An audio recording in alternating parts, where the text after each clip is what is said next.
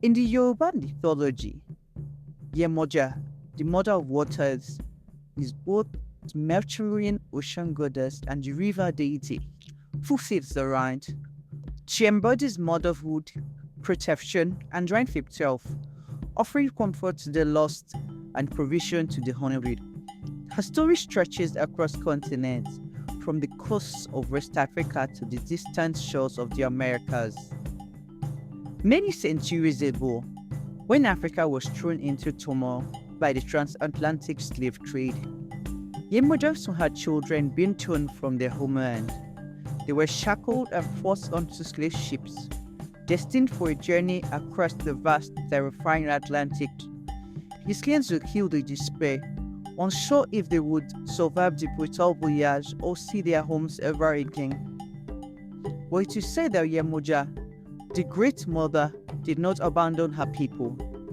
As the goddess of the sea, she spread her presence across the Atlantic, guiding their spirits through the dark waters.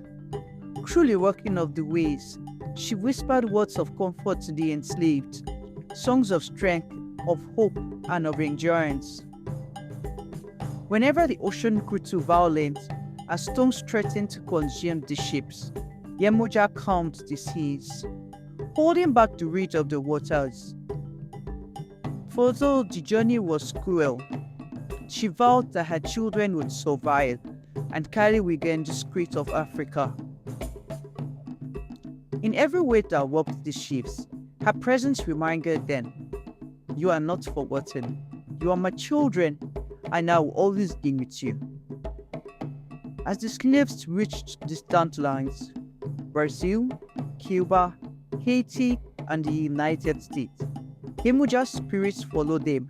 Her essence became a beacon of strength for the African diaspora, shaping new traditions and religions like Santeria, Candomblé, and Voodoo, where she was honored as a powerful, protected goddess. There is another story of the Yemoja, from a time where her people were suffering through a terrible drought. The rivers had dried up, the crops withered, and the animals grew thin from hunger. The people begged the Orishas for help, but the skies remained empty, and earth refused to yield food. Without water, life was slipping away. The people turned to Yemoja, who was then a goddess of the ocean, though her realm was the distant waters of the sea. Yemoja could not bear to watch her people suffer. She left the ocean and journeyed across the land, seeking a way to bring nourishment to them. Her tears fell as she traveled, but they could not quench the earth's thirst. When Yemoja reached the heart of the land, she stood atop a great hill. From there, she saw the cracked earth and the starving people. She knew that only a sacrifice could save them. With a heart full of love, Yemoja burst open, transforming herself into a mighty river. Water flowed endlessly from her essence, carving a path through the barren land.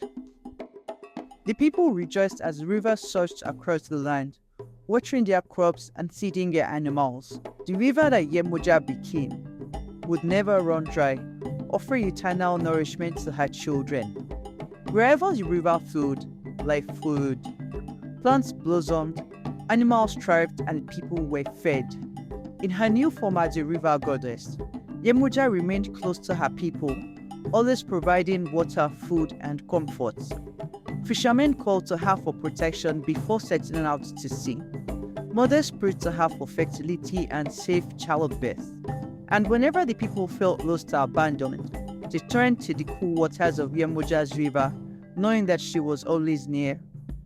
Today, Yemoja's story continues in rivers and seas across the world. In Africa and among the African diaspora, she is worshipped as both a river deity and an ocean goddess, the mother who nourishes, protects, and heals. In the Americas, where descendants of enslaved Africans honor her, Yemoja is celebrated during festivals with offerings of water, flowers, and food cast into rivers and seas.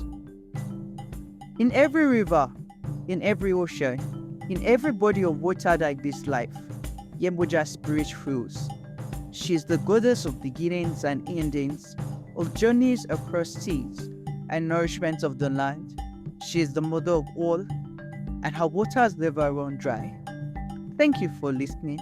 Don't forget to subscribe to African Mythology Explained for more stories from the heart of Africa.